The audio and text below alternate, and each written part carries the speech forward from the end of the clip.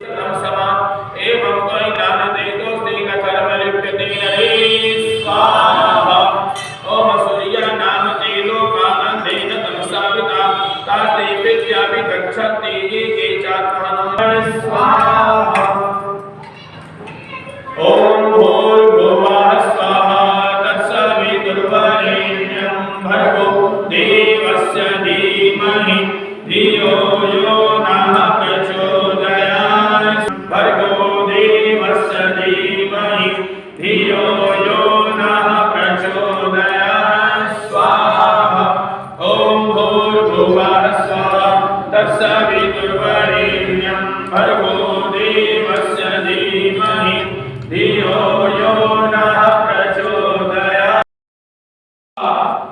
जन्म गुजरात राज्य के टंकारा राजकोट में एक गांव है। उस गांव का नाम है टंकारा और वहां पर भी गुरुकुल चल रहा है। और उसी गांव में महर्षि स्वामी दयानंद जी का जन्म हुआ था, जो काठियावाड़ के नाम से गुजरात में प्रसिद्ध है। टंकारा गांव में उनकी जन्मभूमि।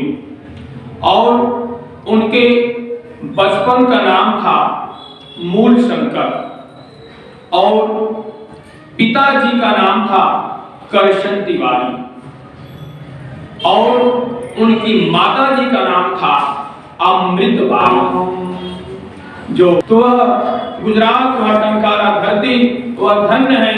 हम सभी लोगों को उस महर्षि स्वामी दयानंद जी के जन्म स्थली को सभी को देखना चाहिए। और धीरे धीरे उनके पिताजी के कई उनके पीढ़ी थे, अर्थात उनके परिवार के बच्चे थे, कई संततियां थी। लेकिन उनमें से जो एक उनका बालक था, उस बालक का नाम था मूल शंकर, जो पुत्र था उनका। और धीरे धीरे जब वह बड़ा होता गया, पांचवें वर्ष में जब स्वयं पिता ने अक्षर ज्ञान दिया और 8वें वर्ष में यज्ञोपवीत संस्कार, 5वें वर्ष में पिताजी ने माताजी ने देवनागरी अक्षरों का ज्ञान कराया और बहुत से उस समय श्लोक आदि भी कंठस्थ याद कर लिए थे। और जब 8वें वर्ष में जब आयु उनकी 8 वर्ष की हुई, तब पिताजी ने उनको यज्ञोपवीत संस्कार दिया।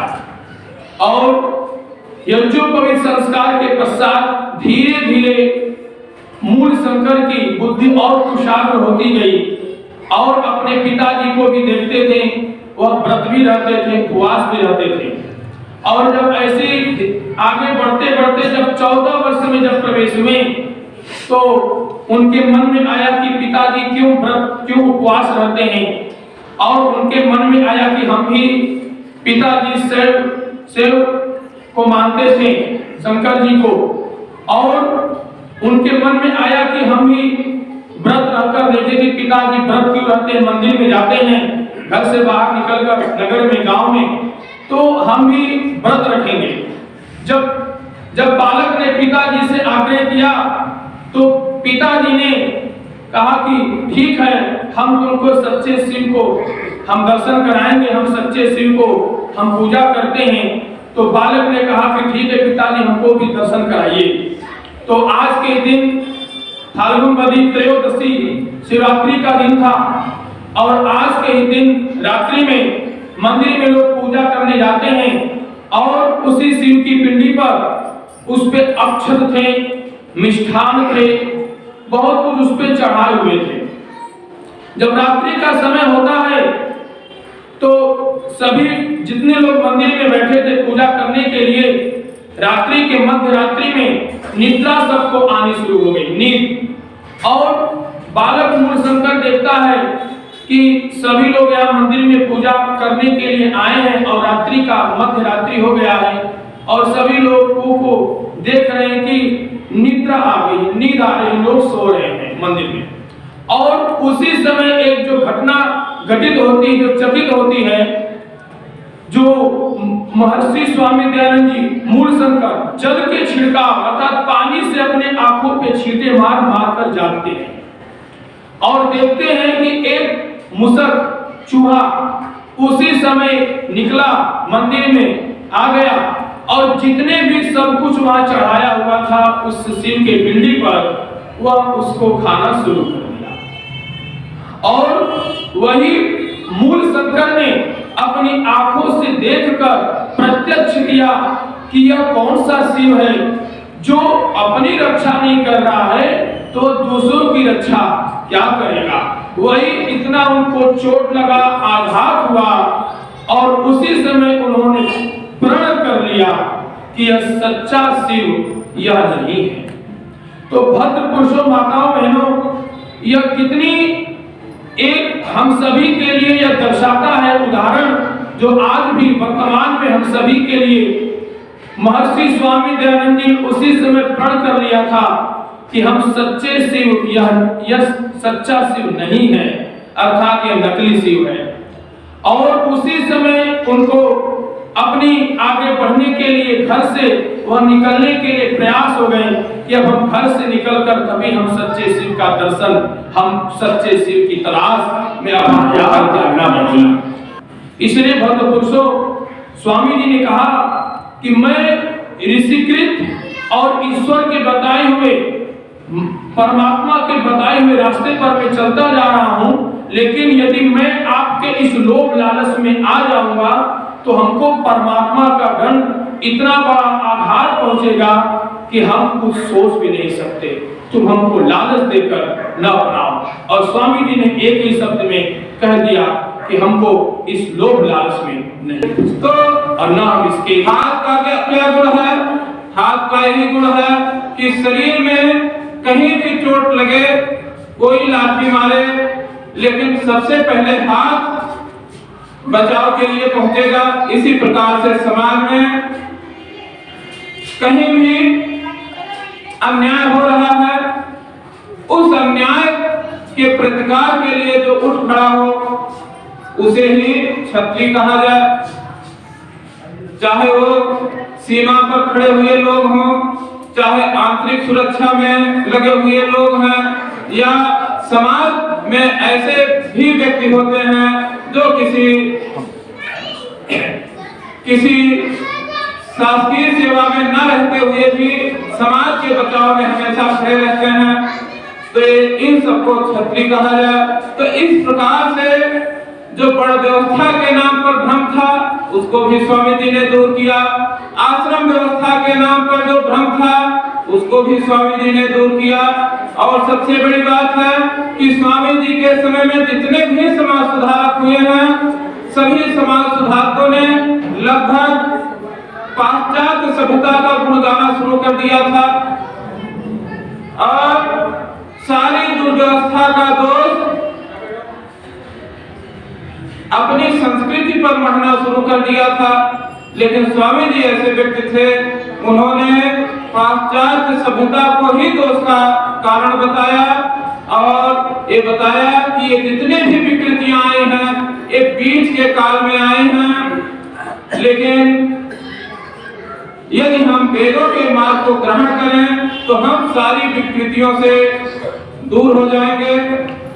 तो इस प्रकार से स्वामी जी ने हमें केवल एक क्षेत्र में नहीं, केवल धर्म के ही क्षेत्र में नहीं, उन्होंने धर्म के क्षेत्र में भी मार्ग हमारा प्रशस्त किया, समाज के क्षेत्र में भी मार्ग प्रशस्त किया, राष्ट्र के क्षेत्र में भी हमारा मार्ग प्रशस्त किया।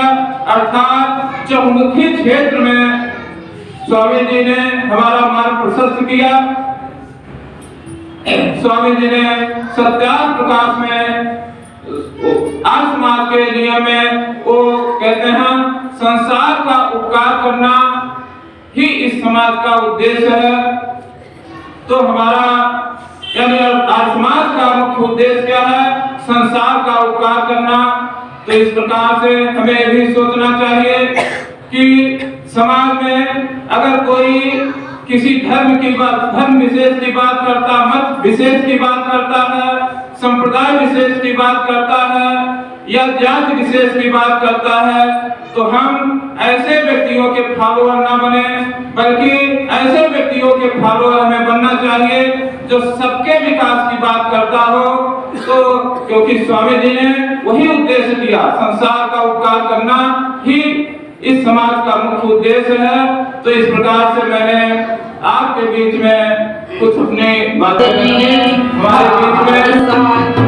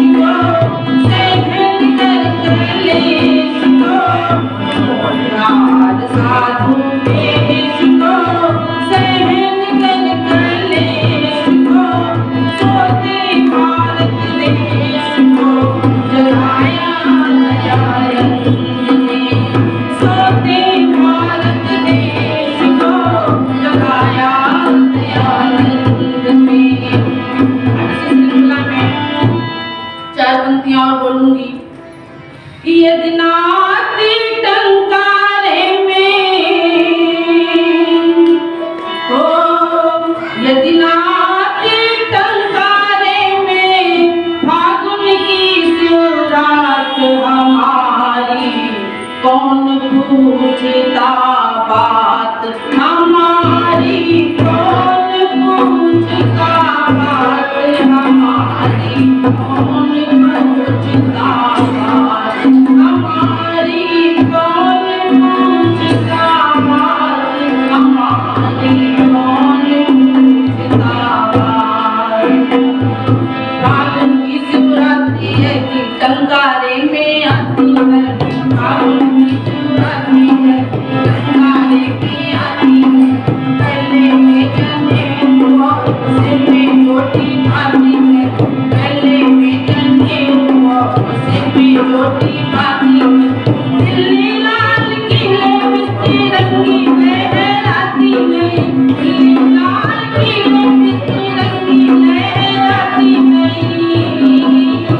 जिसकी सब करामात हमारी, कौन पूछता बात हमारी, कौन पूछता बात हमारी, कौन पूछता बात। यही शिवरात्रि यहाँ होते भान, यही शिवरात्रि यहाँ होते भान। बालक मूल शंकर जी के हृदय अंतर्यान, बालक मूल शंकर जी के हृदय अंतर्यान।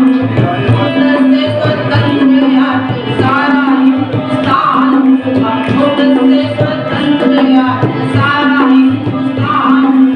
ईसाई मुसलमान हिंदू जैन का उत्थान हुआ, ईसाई मुसलमान हिंदू जैन का उत्थान। उसी की सब करामात हमारी, कौन पूछता बात हमारी, कौन पूछता बात हमारी, कौन पूछता बात। ओ यदि नाती टंकारे में हो, नाती टंकारे में फागुन की शिवरात हमारी, कौन पूछता बात हमारी, कौन पूछता बात हमारी।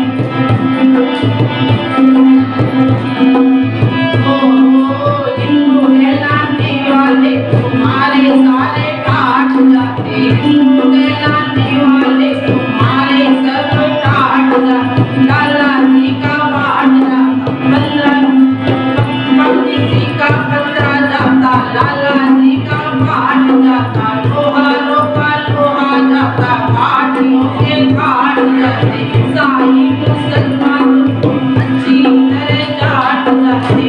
रोते रोज अनाथ हमारी, कौन पूछता बात हमारी, कौन पूछता बात हमारी, कौन पूछता बात। ओ यदि नाती टंकारे में हो, यदि नाती टंकारे में फागुन की शिवरात हमारी, कौन पूछता बात हमारी, कौन पूछता बात हमारी, कौन पूछता बात। बोलिए मासी दयानंद की। जैसा कि सबको विदित है, आज इसी गोत्रोत्सव पर मनाया जा रहा है।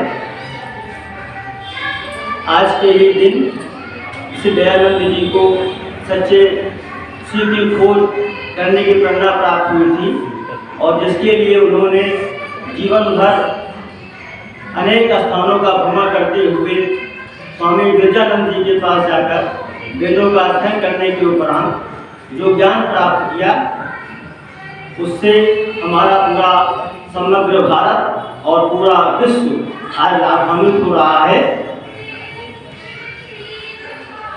तत्कालीन समय के बारे में प्रकाश जी की 2 पंक्तियों से मैं पूरी घटना का चित्रण कर दूंगा। सर पर तूफान बला का था, नजरों से दूर किनारा था। सर पर तूफान बला का था, नजरों से दूर किनारा था। बनकर मल्लाह किनारे पर पहुंचा दिया श्री दयानंद ने।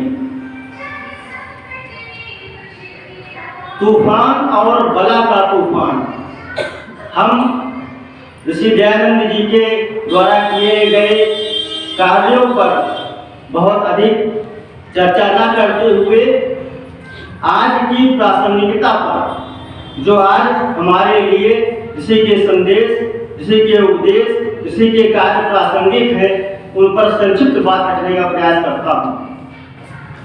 अभी किसी भी विद्वान से पूछ लिया जाए कि ऋषि दयानंद जी कौन थे, किसी बालक से पूछिए, किसी भी व्यक्ति से पूछिए, वह तत्काल तुरंत उत्तर दे देगा कि महर्षि दयानंद सरस्वती जी हमारे देश के बहुत बड़े समाज सुधारक थे।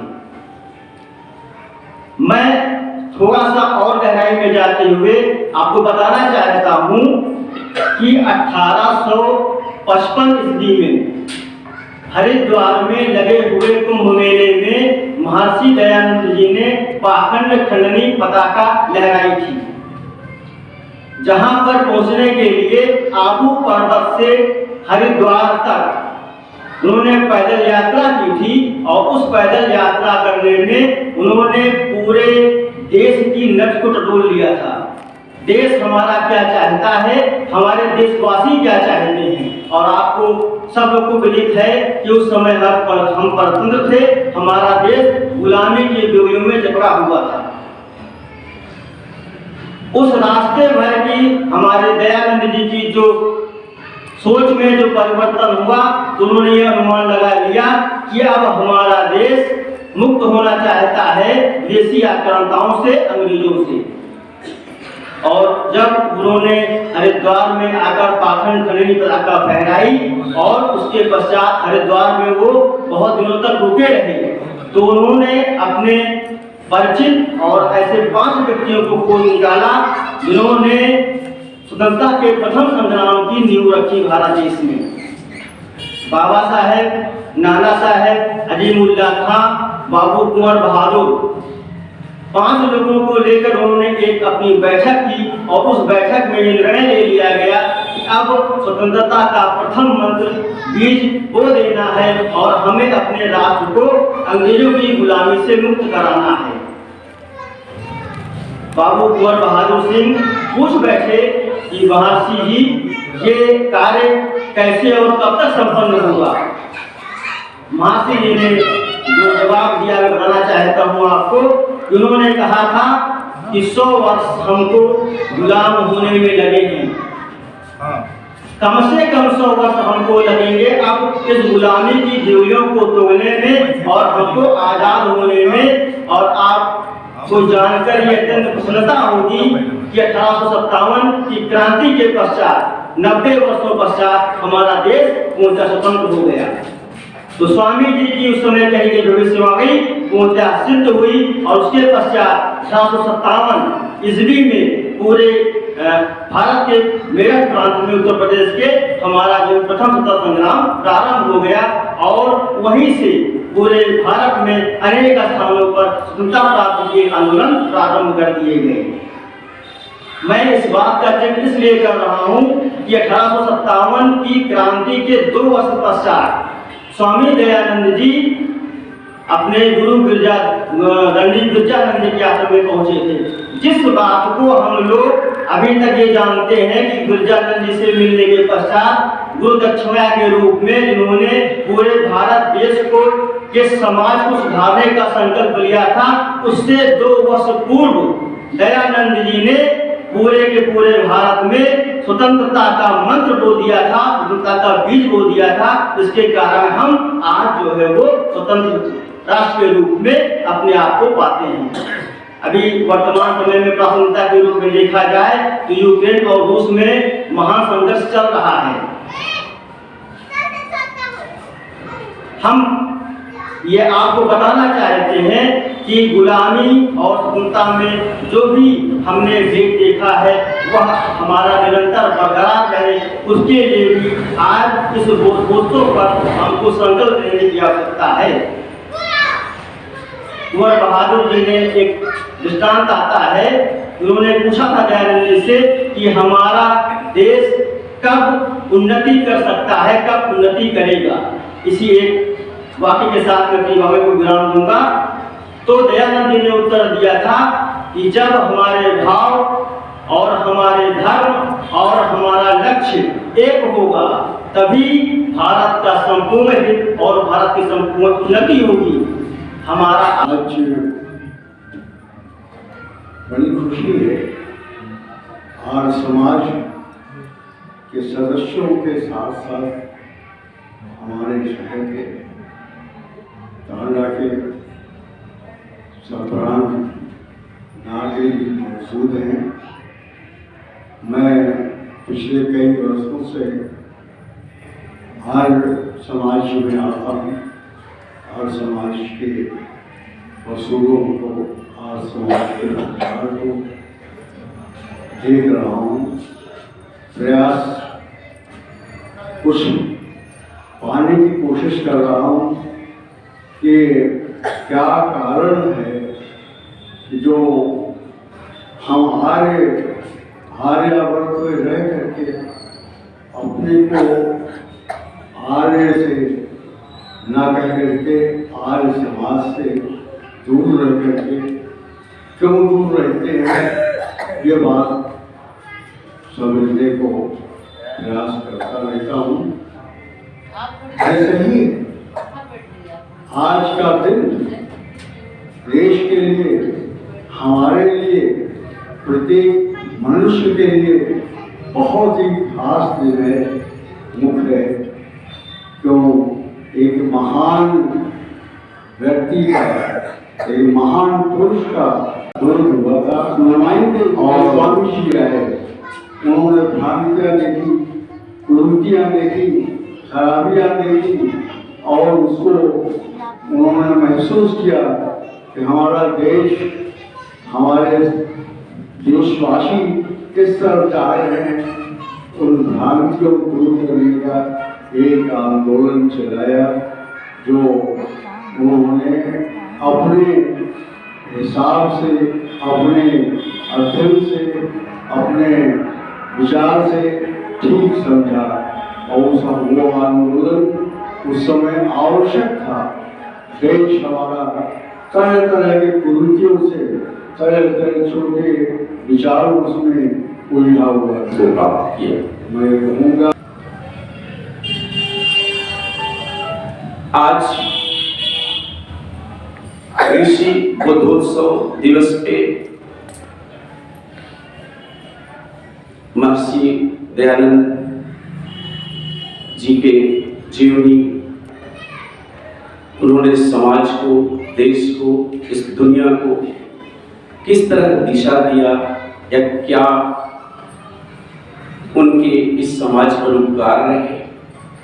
आपने वृहद रूप से सुना कि वो एक साधारण धार्मिक नेता ही नहीं, समाज सुधारक ही नहीं, एक सिर्फ विद्वान ही नहीं, एक बहुत बड़े सिर्फ एक थिंकर ही नहीं, वो अपने आप में संपूर्ण थे। आर्य समाज की स्थापना तब की गई जब हमारे यहाँ उंगली पर गिन नहीं सकते थे इतनी कुरीतियां थी, और वो कुरीतियां देश को विभिन्न पार्ट में बांटी हुई थी, जो एकता के लिए सबसे बड़ी बाधा थी। चाहे वो छुआछूत का रहा हो, बाल विवाह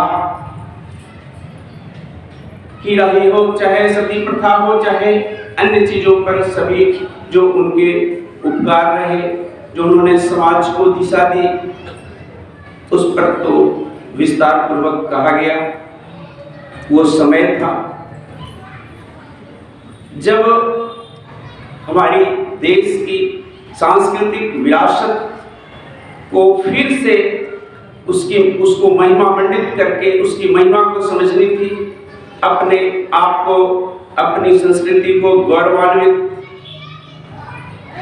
करते हुए उसको बचाना, और कहिए बचाना ही था। और पूरे तब विश्व के कोने कोने में अधिकांश जगहों पे अंग्रेजों का राज्य था। विज्ञान, पाश्चात्य विज्ञान चारों तरफ छाया और आगे बढ़ रहा था। तो ये निर्णय हुआ, ये समझा गया, बताया गया आर्य समाज की स्थापना के बाद कि शिक्षा को आगे ले जाने के लिए, देश के विकास के लिए पहले संस्कृति को बचानी जरूरी है, और संस्कृति बची रहेगी तो पूर्ण रूप से तभी देश संपन्न, विकसित और अपने स्वाभिमान पूर्वक पूरे विश्व का मार्गदर्शक बनकर रह सकता है। तो 1885 ईस्वी में डीएवी की स्थापना हुई। मैं डीएवी का प्रिंसिपल हूं, तो दो शब्द केवल डीएवी के बारे में भी बताना चाहूंगा। डीएवी, पहला डीएवी विद्यालय डीएवी पब्लिक स्कूल महात्मा हंसराज जी के नाम से आप लोग परिचित होंगे। हमारे विद्यालय के कैंपस में बहुत बड़ी उनकी अपना सामने लगी हुई है। यहाँ भी पहले प्रिंसिपल डीएवी स्कूल के जो कि लाहौर में थी। DAV का मतलब हुआ, डी से दयानंद जी को, क्योंकि दयानंद जी ने इसको उनसे प्रभावित होकर के इस चीज को आगे किया गया। D means Dayanand, A means Anglo वैदिक। एंग्लो मीन्स कि तब इंग्लिश मीडियम को भी लेते हुए, क्योंकि सब जगह इंग्लिश थी, तो हम इंग्लिश को न छोड़ते हुए भाषा को सीखेंगे तभी पूरे विश्व की चीजों को समझ पाएंगे। इंग्लिश के बिना पूरे विश्व की चीजों को समझना मुश्किल था। तो एंग्लो और वैदिक, क्योंकि मूल मंत्र आपने दिया था महर्षि जी ने, वेद की ओर लौटो, तभी अपना पूर्णतः कल्याण होगा, तभी देश का, आपके जीवन का, आपका, आपके आने वाली पीढ़ी का विकास होगा। तो दयानंद एंग्लो वैदिक, एंग्लो में इंग्लिश को संकेत करता हुआ, और वैदिक कल्चर को लेता हुआ। दयानंद एंग्लो वैदिक विद्यालय पहला डीएवी पब्लिक स्कूल लाहौर में। अब हम कहते हैं देशभक्ति की, जो हमको समझ में आता है कि पता नहीं आर्य समाज का कितना रहा होगा योगदान। आपके शहीद भगत सिंह उतने बड़े क्रांतिकारी जिसने अपना सर्वस्व प्राण तक न्यौछावर कर दिया। वो डीएवी, पहले डीएवी जो लाहौर का, उसके वो स्टूडेंट रहे। आप आज के दिन में भी, उस दिन की तो छोड़िए जब स्वतंत्रता के लिए देश आगे बढ़ रहा था, कि डीएवी से निकले हुए कितने लोग आगे आकर के लीडर के रूप में चले और देश को आगे बढ़ाया। आज के डेट में भी डीएवी स्कूल्स सभी जगह हैं।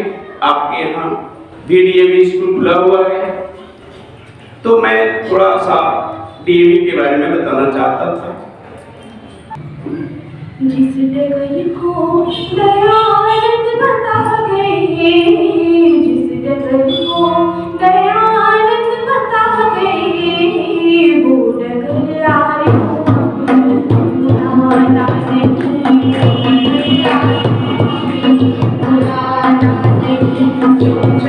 बढ़ गए सत्य पथ की, जो चरण बढ़ गए सत्य पथ की, चरणों को पीछे हटाना नहीं, चरणों को पीछे हटाना नहीं। जिस डगर को गया, जिस डगर को गया, जिस डगर को गया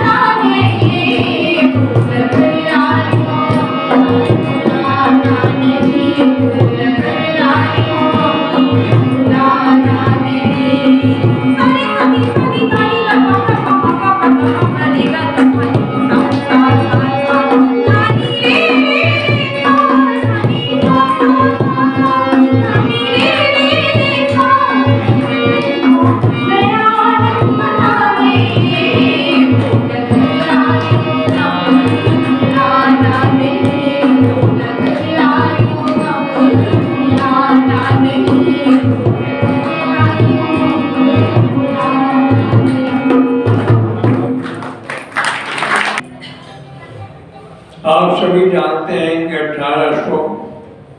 1875 ईस्वी में आर्य समाज की स्थापना हुई थी। आर्य समाज के मतलब ही हो जाते हैं आर्यों का, श्रेष्ठों का समाज। इस समाज स्वयं में इंगित करता है किसी धर्म विशेष का नहीं, किसी जन्म जाति से प्रभावित नहीं, मानव मात्र के लिए समाज की स्थापना उन्होंने की और इसी भावना को उन्होंने आगे बढ़ाया कि हमारी संस्कृति जो प्राचीन संस्कृति थी और किसी विशेष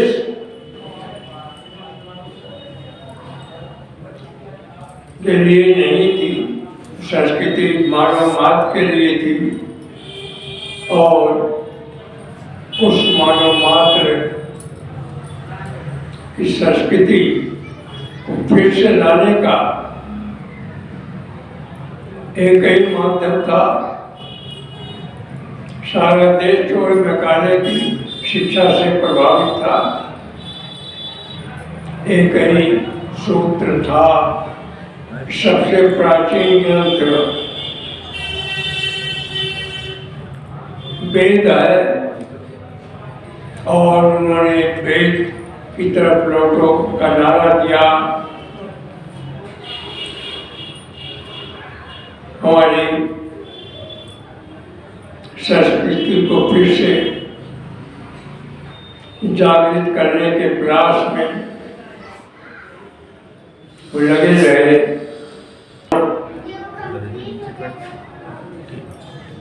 मैं आज के दिन और ज़्यादा नहीं कहना चाहता, आपको सिर्फ इंगित करना चाहता हूँ कि आज और कठिन समय है। इस कठिन समय में हम जागृत हो जाएं। अगर अभी भी जागृत नहीं होंगे तो आप जो इतिहास आपने सुना है कि हम गुलाम थे, उससे भी कड़े दिनों का सामना हमारे देश के नागरिकों को, हमारे देश के जो भावी कार्यपालिक बच्चों को देखना पड़ेगा। नारी को आगे बढ़ाने में, नारी को बराबरी का स्थान देने में,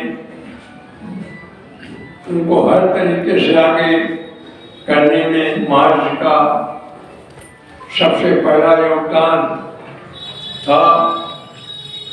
उस योगदान को हम ना भूलें, क्योंकि हमारी मातृशक्ति ही सब कुछ है।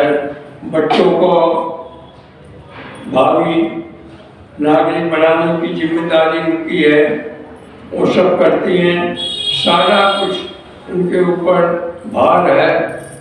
समाज का पूरा कर्तव्य है कि नारी के प्रति सजग रहें, हर तरीके की सुविधा जो भी है उसको मुहैया कराना हम सभी का धर्म और कर्तव्य है। आज के समय में जो कि हमारे पिताजी ने शिक्षा के क्षेत्र में आर्य कन्या पाठशाला की स्थापना की, तत्पश्चात DAV एकेडमी की स्थापना हुई। हम विद्यालयों के माध्यम से, शिक्षा के माध्यम से यहाँ टांडा के नगर का सेवा कर रहे हैं। उनके छात्र छात्राओं को शिक्षित कराने में, उनके हर तरीके के विकास के लिए हम सजग हैं और कर रहे हैं। आप इस टांडा के सभी का हमको सहयोग प्राप्त रहा और उस नाते इस चीज को हम आपकी सेवा में हमेशा उद्यत रहते हैं, मगर उसका सबका माध्यम स्रोत और समाज से हुआ।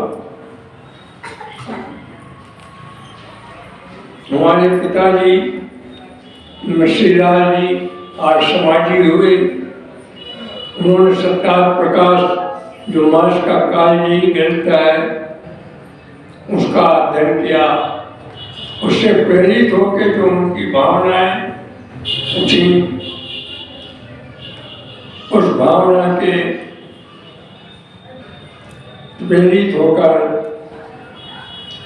आजादी की लड़ाई में मुझे जेल गए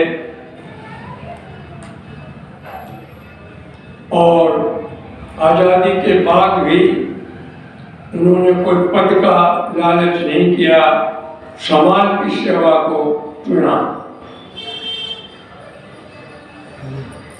मुझे इस बात का गर्व भी है कि मैं जहाँ तक उनके संस्कारों को ले पाया था या उन्होंने जिस संस्कृति को आगे बढ़ाने के लिए कार्य किया था, मैं एक सेवक के रूप में आपके सबके बीच में कर रहा हूँ और जब तक आप सबकी शुभकामनाएं, आशीर्वाद, इस नगर का आशीर्वाद रहेगा, मैं करता रहूँगा।